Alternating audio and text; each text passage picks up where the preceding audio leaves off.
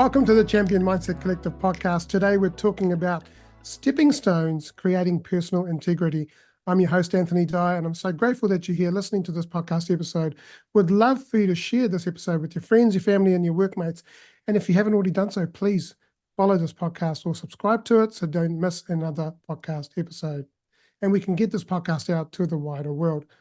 Today's guest is Debbie Greer Chamberlain, who is a speaker, seminar presenter, and author. She shares her non-traditional upbringing of being raised in a group home in Tennessee with over 100 children after being abandoned twice at the age of 11. The unique environment of her early years greatly influenced by her ability to understand and connect with people deeply. This experience underpins her extensive work in various leadership roles, public speaking, and authorship, where she aims to inspire personal integrity. After 30 years of being in the corporate world and in sales, business development, and public relations, she is now excited to be doing her God-purpose work, encouraging others to create a successful life through creating their own personal integrity. Debbie has built businesses and now focuses on empowering others through her book, Stepping Stones. Creating personal integrity, offering strategies and practical activities for overcoming adversity. Through seminars, she equips women, youth, all facing challenges, the tools to achieve their potential and align with their purpose. Let's welcome Debbie Greer Chamberlain to the Champion Mindset Collective podcast. Welcome, Debbie. Hi, how are you? I'm great. How are you? Well, a little tired, but other than that, I'm ready to go. I've been excited about speaking with you. Absolutely. Likewise. So, Debbie, tell us a little bit about your journey in life from childhood. We've already heard about your abandonment twice, and I kind of resonate with you because I've kind of been through something similar as well. Right. And so tell us a little bit about your journey and how you overcame those challenges and how you came to doing what you're doing today. Well, we were abandoned at the age of 6, and there were 6 of us children, 7 altogether. We had a young brother die very early, when he was about a year old. And so the 6 of us were abandoned when I was 6 years old, and I'm the third child. And again at 11. And so we were placed in a foster home in Florida, and our mother had left first, and then our father and stepmother took all of us in, and she was just extremely evil and really tormented and beat us every day for 4.5 years until they abandoned us in Florida. And so my grandparents were looking for us, and they did find us in Florida and brought us back to Nashville, which was where we were originally from. And because they were too poor and too old to care for us, they placed us in the Tennessee Baptist Children's Home. So it was a group home with over 120 children with big, large dormitories. And each of my brothers and sisters, we were all separated because of our age. There was a small girl, middle girl, and big girl building. And my younger 2 sisters were in the little girl building. I was in the middle. My older sister was in the big girl building, and the same with my brothers. They were separated.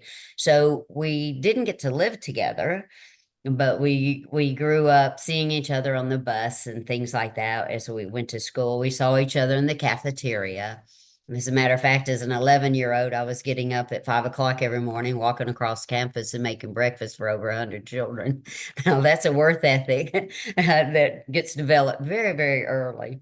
And but anyway, at the children's home, in about 3 years after we'd been there, they started tearing down the dormitories and building these cottage-like homes. And so for the first time in 3 years, we all got to live under the same roof, which was, I mean, it was just such a calmness and a peace that we had to finally all be together again, and to have dinner, at a regular table. It brought a normalcy back to our lives that we hadn't had for a long time. And so that was my upbringing. It was very, very different from anyone else's. And there was a lot of violence during that time, because these were kids who were so damaged. They were all came from the same background we came from. They were all Mm, abandoned children. They were abused in some form or fashion. And so you can just imagine trying to handle 120 kids, because the dormitories had like one house parent who tried to watch over 40 children. And so mm, there were fights all the time. So I had to learn real early to navigate a lot of things in life. And one of those things I learned to navigate was people and understanding them, because you could fight or you could learn some other skills. So let's just say I wasn't a fighter, so I learned other skills. I learned how to communicate with people.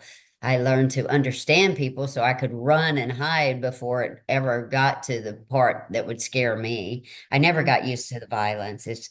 Which brings me to, people always say, how did you turn out so well? mm, Because man, I was determined there was no way I would allow that in my life once I was an adult and I could control that. And it was something that I was so passionate about that stayed with me through a teenager, young adulthood, and even into adulthood. mm, So um that's what the book's about. It's about navigating your life in a way that is not easy, but it's necessary, mm. right? It's Absolutely. necessary if you want to change the trajectory of how your life goes, and to change your family that you will one day have. It's like breaking that generational curse. Mm, And I did that. My mm, brothers and sisters did that. And that's something to be very proud of, but it took a lot of hard work, took a lot of sacrifice.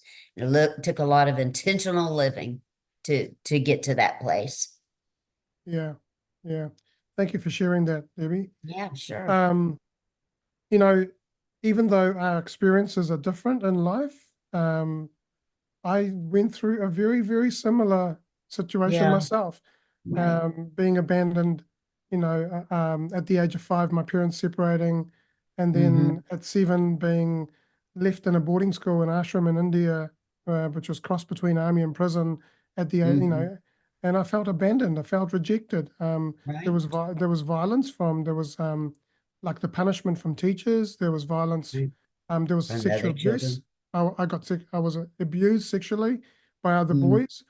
And yeah, it made me a really angry, it made me Right. into a really angry kid, Mm-hmm. until like my late teens when I found God and went to church and so on. Right. But leading from the age of 7 to about 18, I think, or so, I was a really angry person, and Mm-hmm.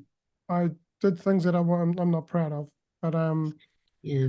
yeah, um, and I can. Well, and when you talk about that anger, it's so funny because as an adult, as I grew and matured and had more experiences about life, I started to understand. It made sense to me why the children were so violent, because it's a way of surviving. It's a way of handling, because that's all they know. For sure. And it's survival mode, Mm, and it's usually filled with a lot of anger, a lot of fear, and and the ways that growing up how we did, that's how you handle it. The only way you know how is to fight back and to make sure you get them before they get you. It's yeah, that mentality, right? totally, totally. And so I totally understood that as I got older. Now, I've always had a very kind and loving and soft spirit. I just always had.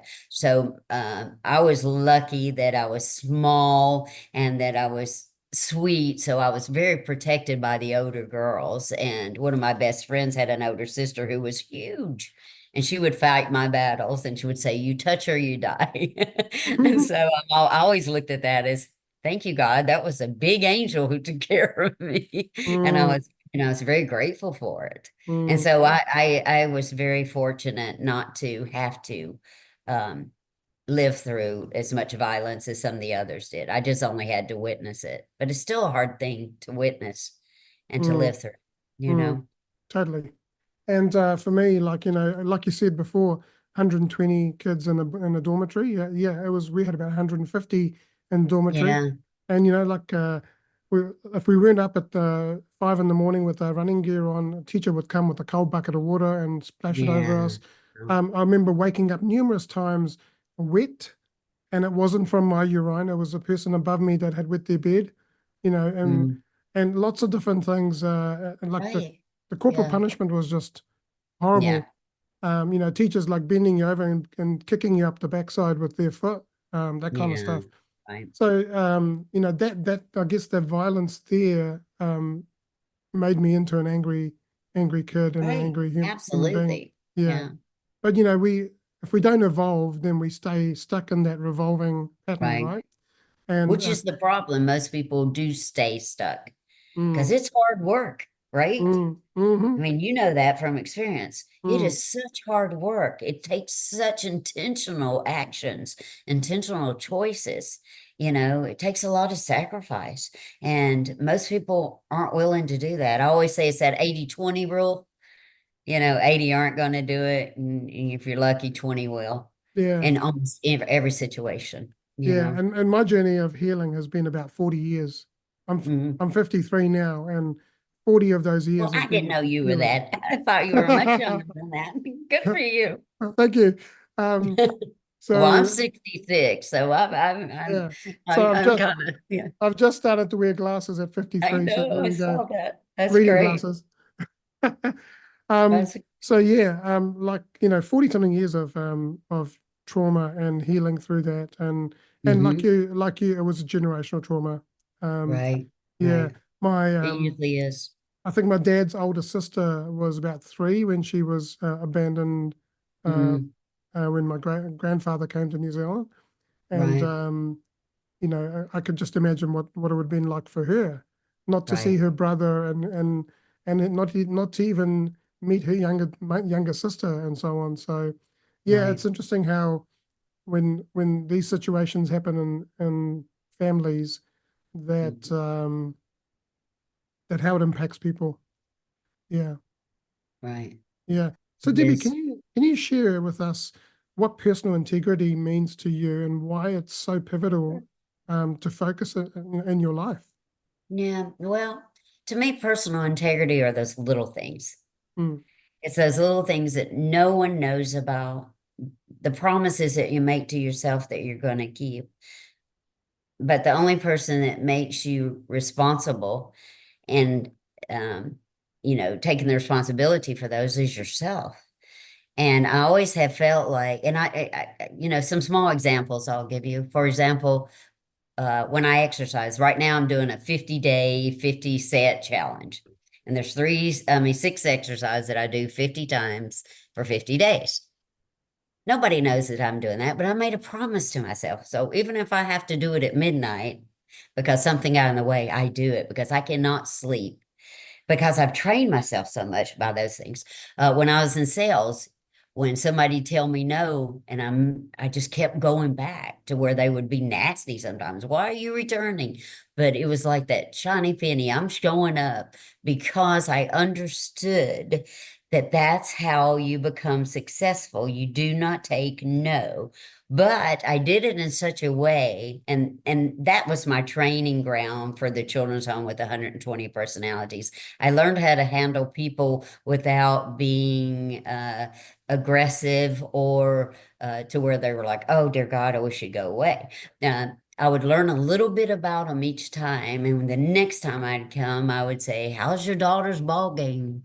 How's the team going? Or how, and then they would lighten up and then they would smile at me when I walked in. And I used to keep a list of the companies that I would visit and see how many years, months, days, weeks it took me to finally get them on paper.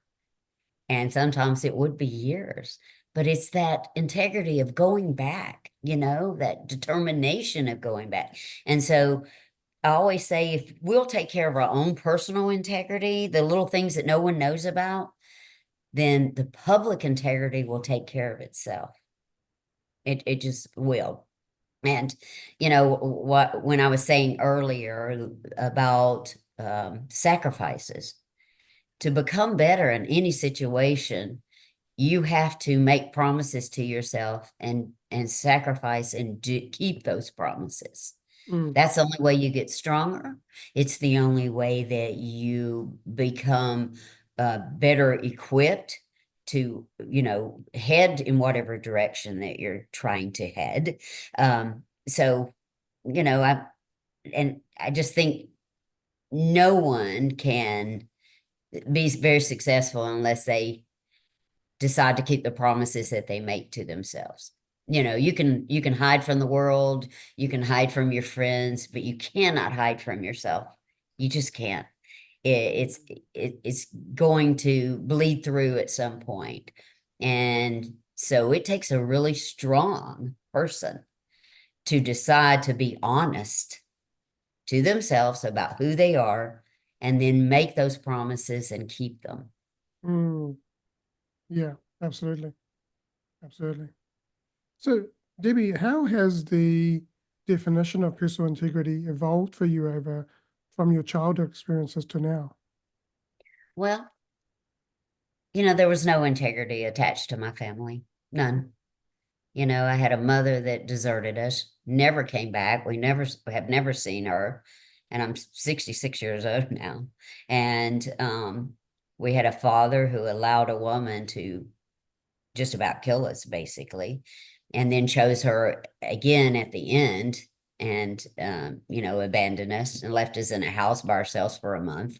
Um, and then surrendered us to the state of Florida.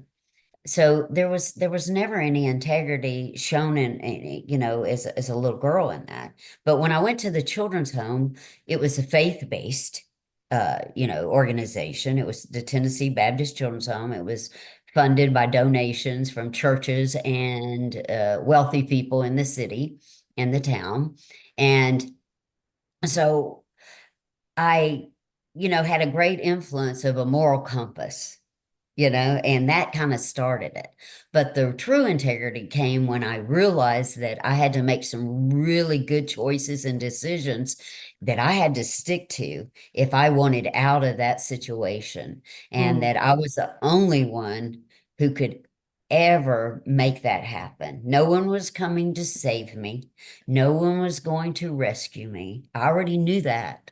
I was old enough by the time I was 16, 17, 18 years old to realize, girl, this was what you were dealt. This was the short straw, and you have better learn real quick to learn about the things which I think are important, like honor and integrity and compassion and faith and all those things, courage. Those can only be measured by experiences, mm, right? mm-hmm. You can say you have them, but they're only measured when you're in a situation Yeah. and you have to, perform in that way to Mm, say that you have honor, that you have integrity, that you have uh, courage. And so I find it always so interesting. Oh, they're such a courageous person. How do you know? Not unless they've been tested, right? mm, yeah. So yeah, I understood that really early, that I was going to be tested. And if I wanted a different life than that ugliness I had always lived, that I was going to have to make sure those decisions, those choices, the actions that I took were going to have some kind of moral base behind them Mm, and some kind of honor behind them, that I was going to have to respect and love myself enough to do the work that had to be done. mm, yeah. Yeah. Absolutely. Yeah. What do you think are some of the misconceptions about personal integrity that you've encountered in your work? Well, that's a little harder. I think that um, people throw that word out there too often about people. Or for an example, I think that personal integrity and business integrity are the same. Mm, I know that people say, oh, he cheated or she cheated, but they're a great person, Yeah. you know? But And I'm like, no, yeah. there's still a human being in two different parts of their lives. So Right. they're going to be consistent, right? But it bleeds over. I Yeah. truly believe that someone who has no integrity in their personal life has no integrity in their business life. Mm, I think if the opportunity shows itself to cheat someone, they will do so. And I'm not saying in every circumstance, I'm just saying that when people don't practice personal integrity, it will always bleed over into a business life for them too. So, that's a red flag for me. mm, And I've always had people say, "Oh no, but he's a really good, nice, honest businessman." Well, or she's a really good, honest. Like, no, they're not. You you are who you are, and you practice your integrity through every aspect of your life. mm. I believe that. Now, Yeah. may everybody might not believe that, but I do, Yeah. and experience has shown me that too.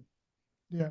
You And it's know, about, how do you want to be remembered, and what legacy you're leaving behind, right? right, Yeah. right. Yeah. And if you Absolutely. can lie to someone as close to as your own family, why can't you lie to a stranger or Mm, a colleague or a business person? mm. Yeah. That's always baffled me to where people don't understand that connection there. If you can lie so easily to someone that's in your life daily and it not affect you, why would you assume they can't lie so effortlessly to Mm, you in business and be absolutely. okay with it, Mm. right? Agree. Yeah. Agree. Yeah. Yeah. So Debbie, reflecting on your time in the group home, Hmm. how did those early challenges contribute to your understanding of integrity? Well, I was thinking about this today. When I was at the children's home, where the children's home was, it's right outside of Nashville, Tennessee, and Brentwood and Franklin, which is a very affluent Mm, city. mm-hmm, So I was surrounded by a lot of wealth. Yet I was living in a dormitory with a bunch of other children who had been abused and abandoned and had all sorts of damaged issues. And so we went to school in that community. And I can remember the first time that a little friend of mine said, "Oh, can you come home with me next weekend?"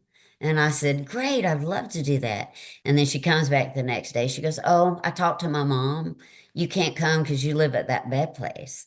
And I mm, can remember being so heartbroken and thinking, but even then, I've always had this, like, people call it an old soul for me. Maybe it is. mm, But I remember thinking, oh my gosh, like all of us are here because of adults mm, who did not do what they were supposed to do, that they had no honor, that they didn't sacrifice anything for their children. Everything was self-centered around them and what they wanted. And these adults are blaming us as innocent children. I can remember thinking that and and thinking how unfair that was. My daughter always says I stayed in this city, which is where I still live because I made sure I was going to prove them wrong. And, she always says that to me. I know why you stayed. You were going to make sure you proved every darn one of them wrong. mm, And maybe I did. And so over the years, I've been in business with these same people who were 20 years older than me at the time, or 30.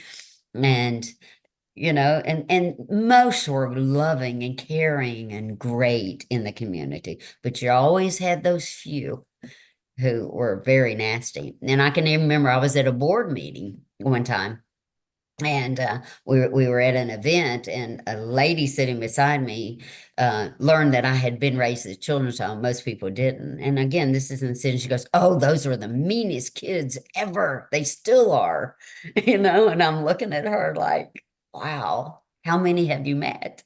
mm, mm, Probably none. mm. But again, it's a perception Yeah. that isn't always right, right? Yeah. And Yeah. so, you know, that it shaped me. Mm, Again, it shaped me deciding who I was going to be to prove these people wrong, you know? And I said, people will respect me because I will earn that respect.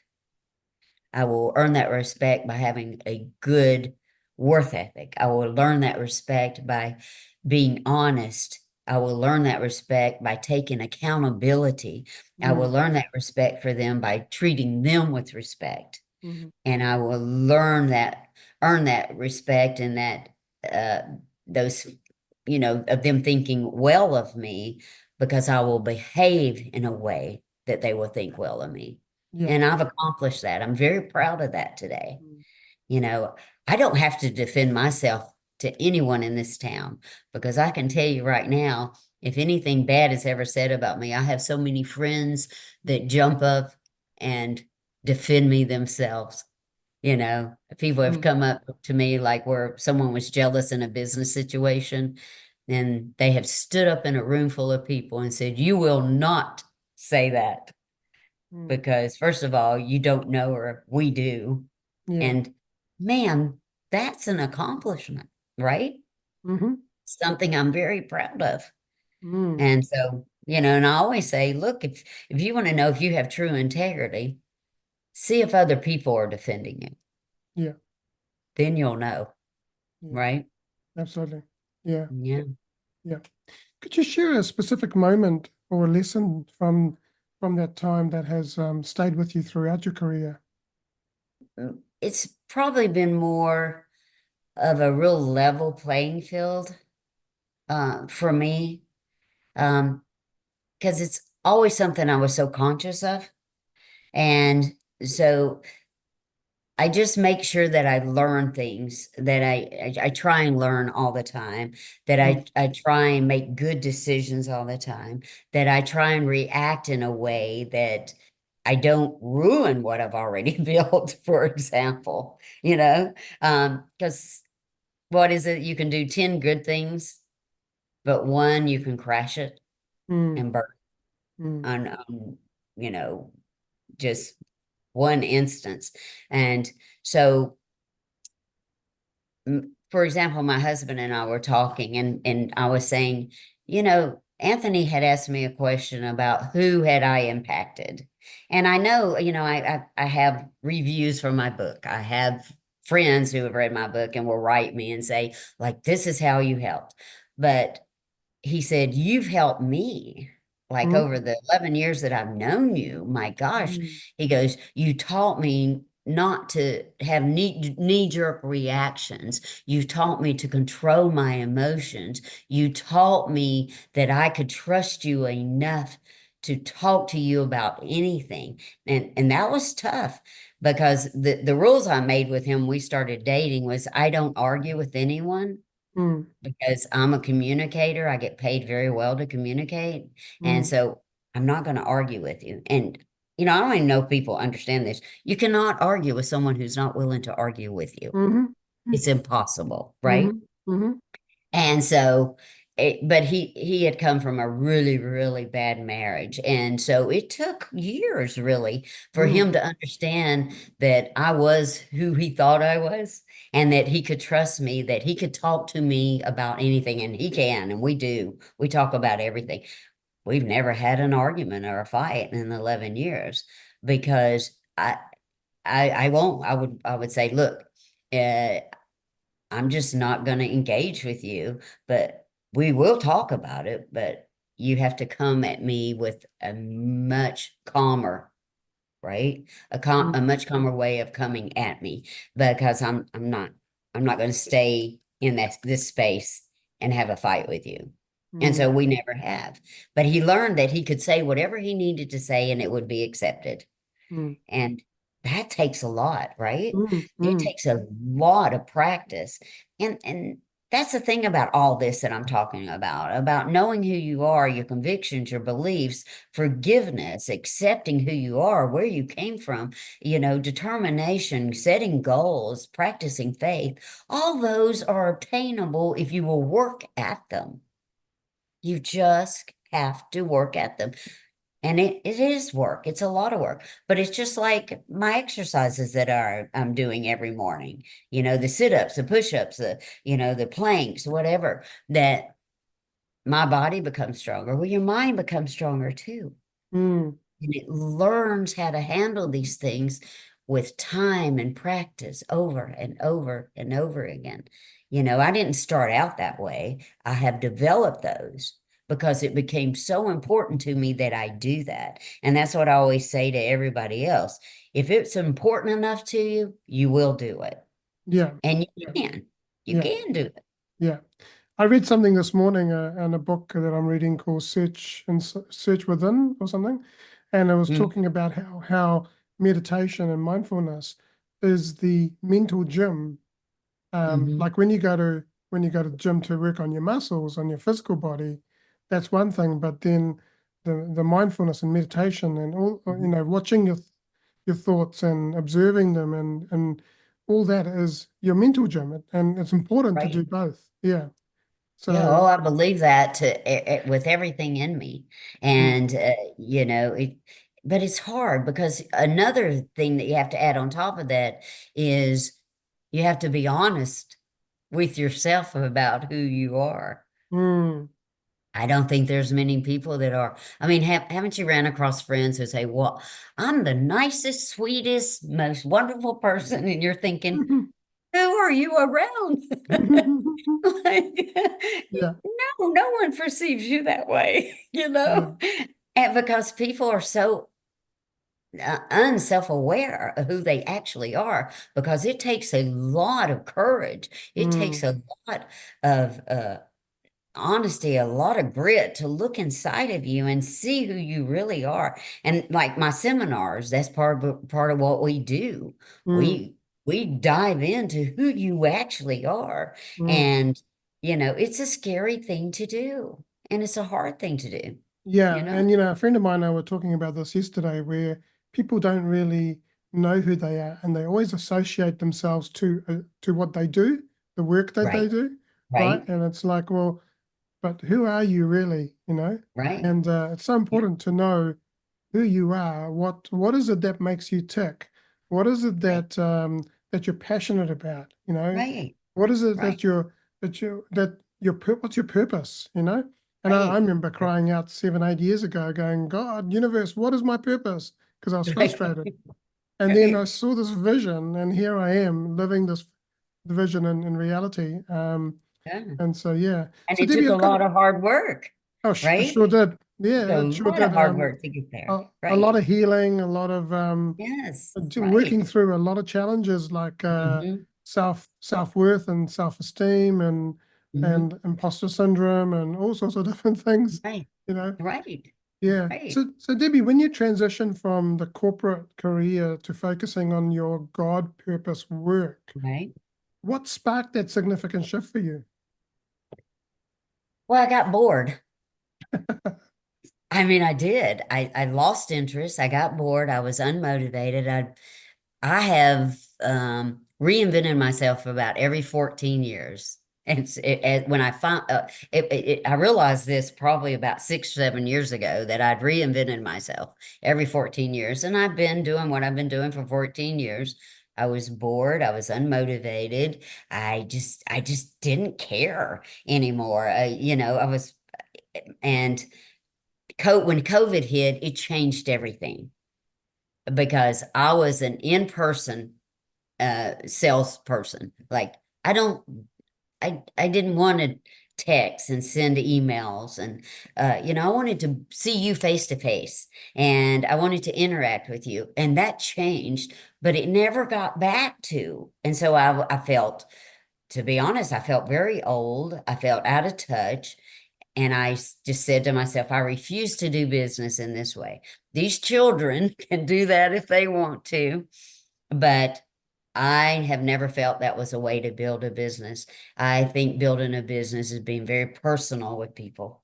And so but I've been working on this vision for 16 years. And so it's moving fast and furious right now. I can barely keep up with it. And, but my husband even keeps reminding me, it's not moving that fast and furious. This is the time it's supposed to. You've been working on this for 16 years. Mm, I had a conversation with a gentleman at a network marketing event, about 16 years ago, and it was a preacher, and we were all sitting around the table and talking about our lives, and he looked at me, and they already knew by uh, my experience and knowing me that I had had a very successful sales background, and that I did very well, and that people responded very well to me. And so he said to me, why is it possible that someone like you, who had such a devastating childhood, will still get up, will still go on, and will not stop? And I looked at him because no one had ever asked me that question. I had survived because I had to survive. And that's how I looked at it. And I looked at him and I said, I'm not really sure.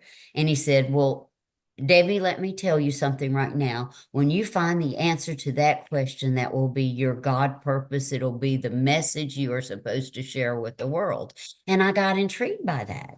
And so I started thinking about it, and it opened a whole big can of worms. Like at 43 years old, I was all of a sudden weeping because I was looking, and I started writing a seminar, and I started taking it very serious. And that's how I came up with the seminar, which I wrote first. And then I wrote the book for credibility.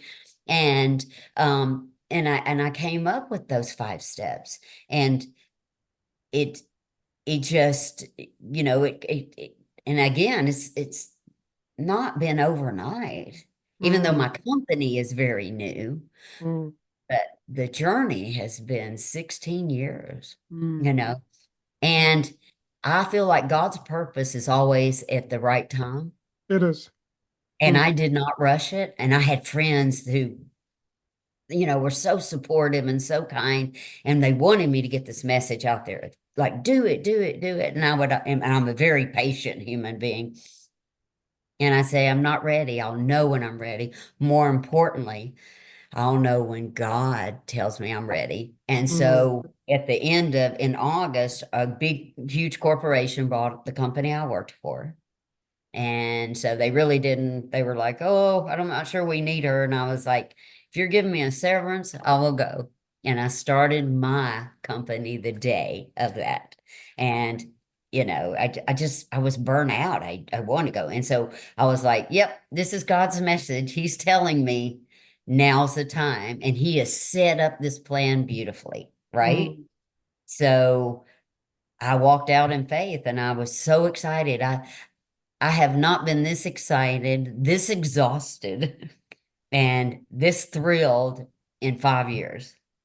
Yeah, that's a long time to mm, just do something but not be thrilled about it, because I always loved what I had done. mm, But I always get bored about 3 or 4 years before I walk away, mm, because I'm always cushy, and it's hard to walk away from cushy, mm, right? mm, You're in an environment where you're making good money and you're cushy and you don't have to work hard because you're already built it, you're just maintaining it. mhm, It's hard to walk away and start all over. But I mm. knew it was time. And I knew that if I didn't do it, I never would. Yeah. And and I want so badly to do it, because I Mm, do think I have some things that are important enough that people will want to know. mm, I think I can, assist them, and at least get them thinking, you know. And so I'm thrilled to death to be able to do it. mm, And I do feel it's my God purpose work. And, as my friends say, this is why you went through what you went through. And it has to be told, and it has to be used. yeah. There's a You reason. know? There's a reason why Yeah. we're going through things.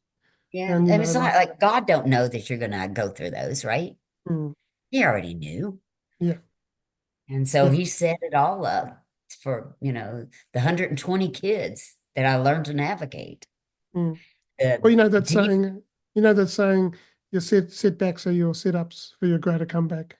And it's so true, right, because each one of those setbacks is teaching you something. It's preparing right. you for what you're destined for and what you're created for. Absolutely. Yeah. Absolutely. Mm, The faith that it was built as a little child going through that and at the children's home, mm, and now, you know, I love being older and mature because, man, all those life lessons, because there is a time when you really start to pay attention to all of them Mm, and you start to look at them as opportunities, as lessons, instead of challenges and all these setbacks and all these things that are going to crumble you. And there's something just freeing about that mm, and calming, it is. because you're Yeah, like, man, I survived the worst. This is nothing. You it's know, nothing. Yeah, that's a absolutely. great place to be. Yeah, yeah, yeah. Yeah. And I'm going through one of those challenges myself at the moment. But hey, Yeah. I've got faith and I'm staying positive. Yeah. Yeah, And you'll be able to navigate it and come through beautifully. Because think absolutely. about what you've already navigated and came Mm, through. mm, And totally. this is probably nothing in comparison when No, you really look at it, right? yeah, it's not. It's not. No. I would say I had parents who tried to kill me. Are you kidding? I can make it through this. You, this person in front of me who's challenging me, you're you're nothing in comparison Mm, to me being able to overcome whatever you're throwing at me, mm, mm. you know? Yeah, yeah, absolutely. Yeah. So, Debbie, in your book, you outline 5 strategies for creating Hmm. personal integrity. Could you delve into one or two strategies and briefly? And Yeah. Um, the first one, because I do start with the book, is forgiveness and acceptance. And mainly because to me, that's where everybody's journey begins, mm, right? And until you heal yourself, and I think forgiveness is a way of healing yourself. God requires us to forgive, and it's not for that other person. People get that so confused. It's because God knows it's ugly. It is. Bitterness and anger and unforgiveness is so ugly, and it looks ugly on a person. Haven't you ever seen a person who's just so, angry, and that they're just filled with bitterness? mm, It shows on the outside too, right? But mm, he knows it's ugly, and he knows it destroys everything and everybody who's in your circle. So that's why I think he asked for us to forgive, as well as scripture of,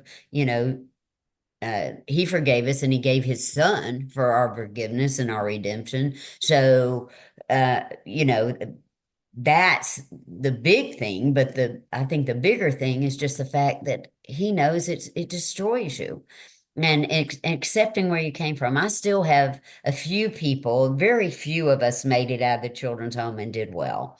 But but probably in that year that I left for that age, maybe 5, right?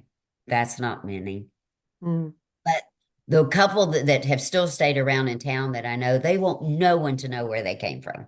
mm, They're ashamed of it.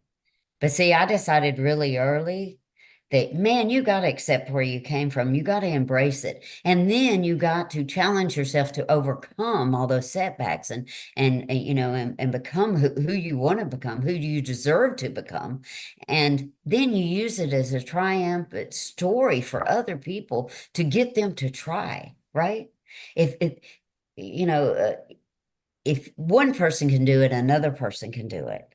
mm, They just can. It means it's possible. mm, And so when we share our stories, and stories are so powerful, it gives someone else hope that they can. So that's why accepting where you came from is so important. yeah. And so do something about changing, how you're going to come out in your life, and then you can tell that story and be proud of it. And the other is, mm, another thing I think is important is knowing who you are and what you stand for.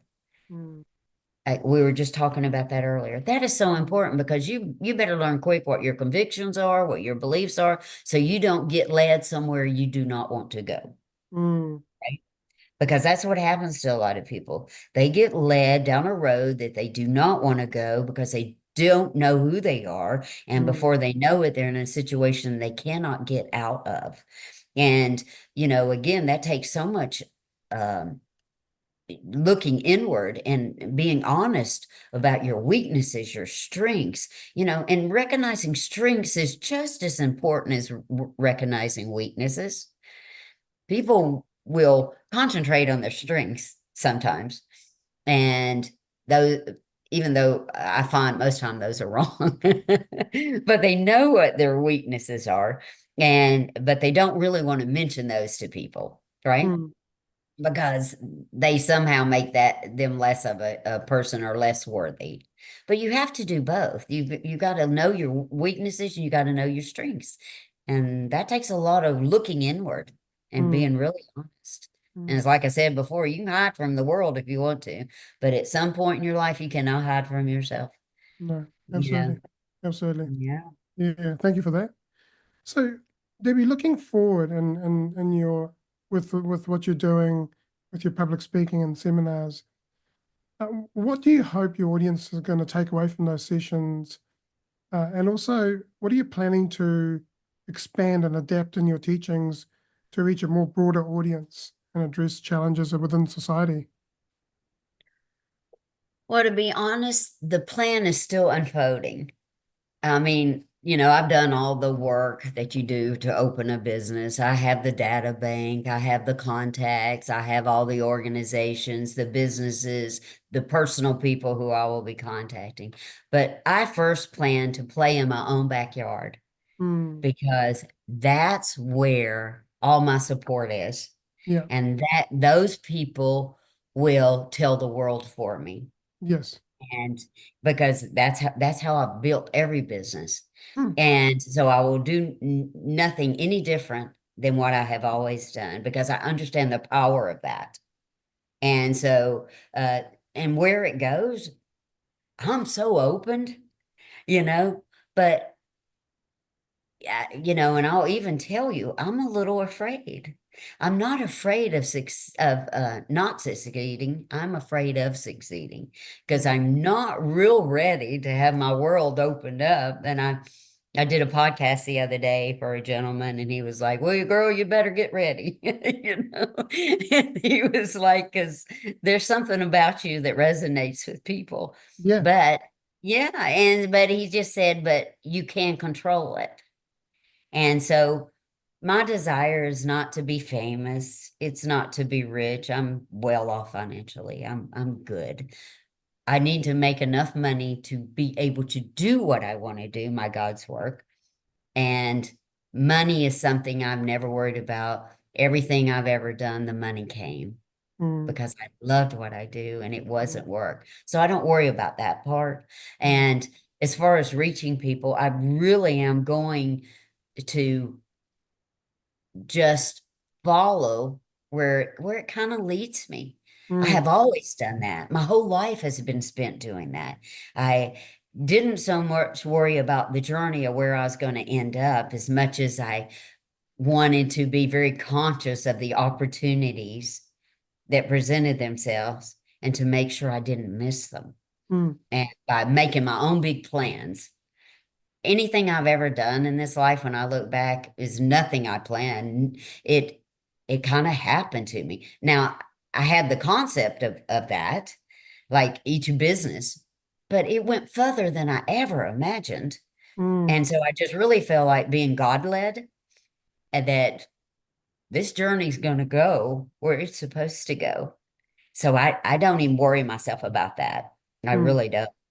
And I know that's not a normal answer of, well, in 5 years, I hope to be here and I hope to be international and I hope to be, but because to be honest with you, none of that is resonating with me right now. mm, What's resonating with me is being where I need to be for who I need to be at whatever time I need to be. yeah.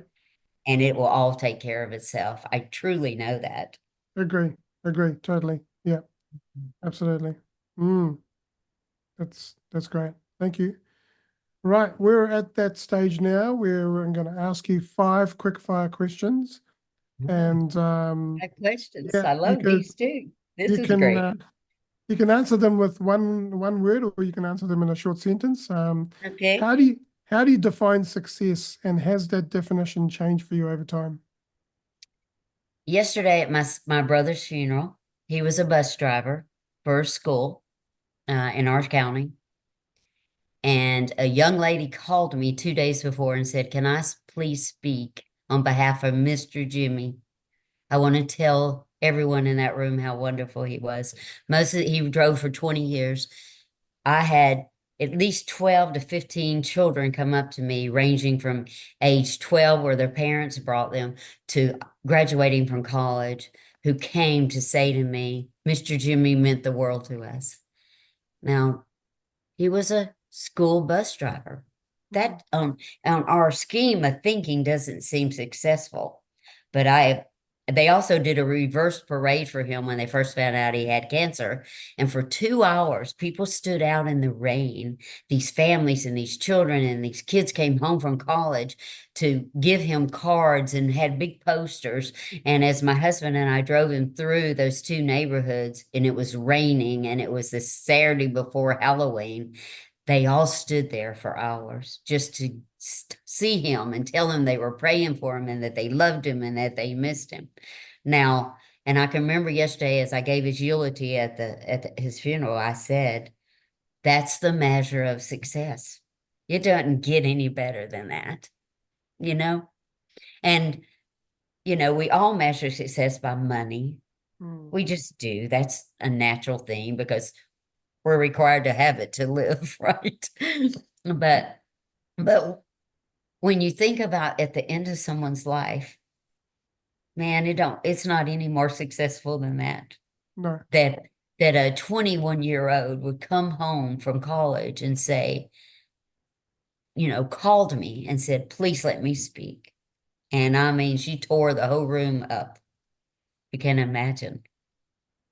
And I said again, even after the parade thing was, oh my gosh, that's true success. That's a well-lived life.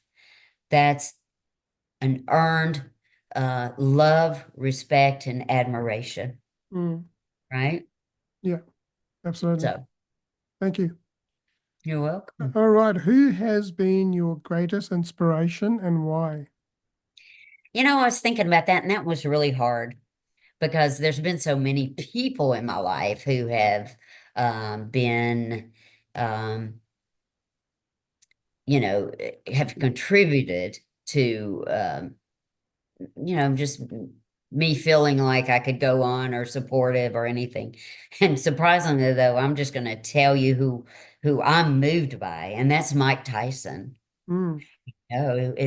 But I mean, anyone who knows his story, that this man has fought demons to climb out.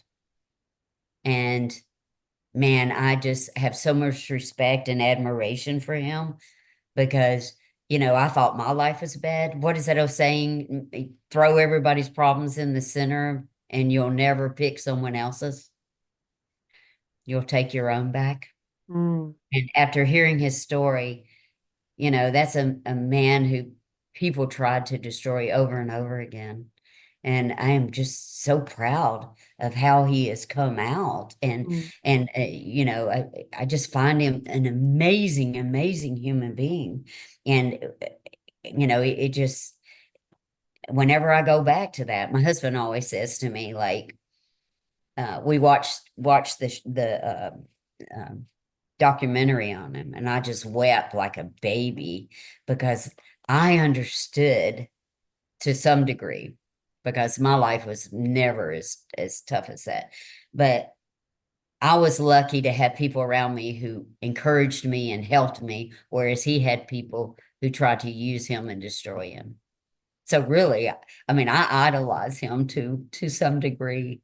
And I know it seems like a silly answer to some people, but to me, that he was the first person that came to my mind when you had asked me that question, you know?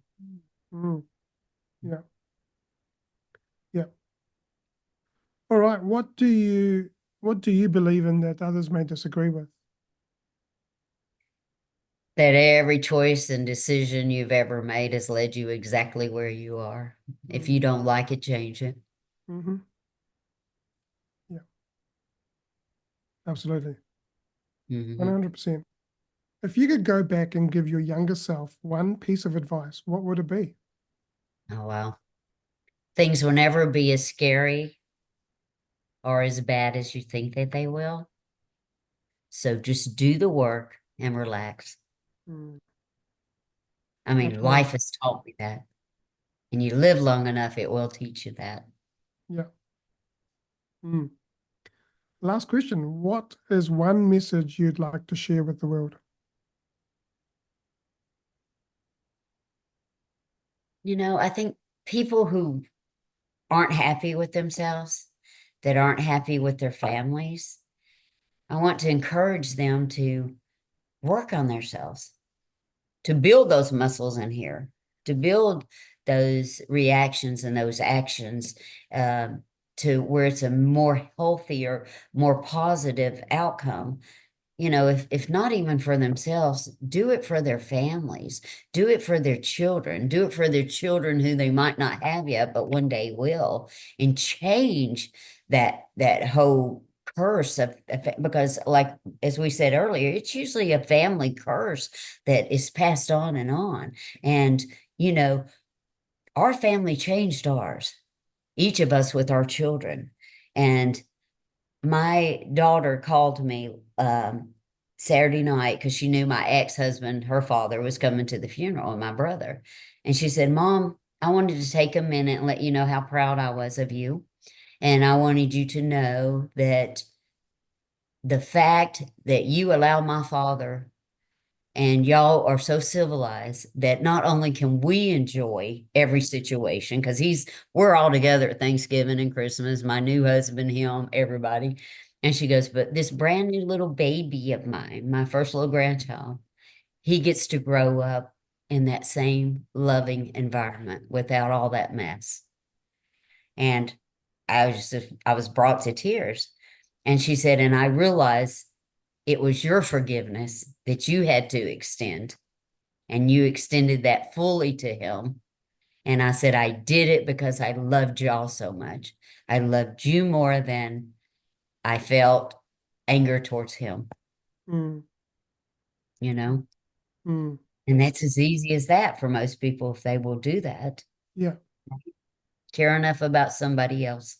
yeah, absolutely, You know? absolutely. Well, Debbie, I want to acknowledge you for being here today on this podcast episode, considering what you've just lost your brother and had the funeral.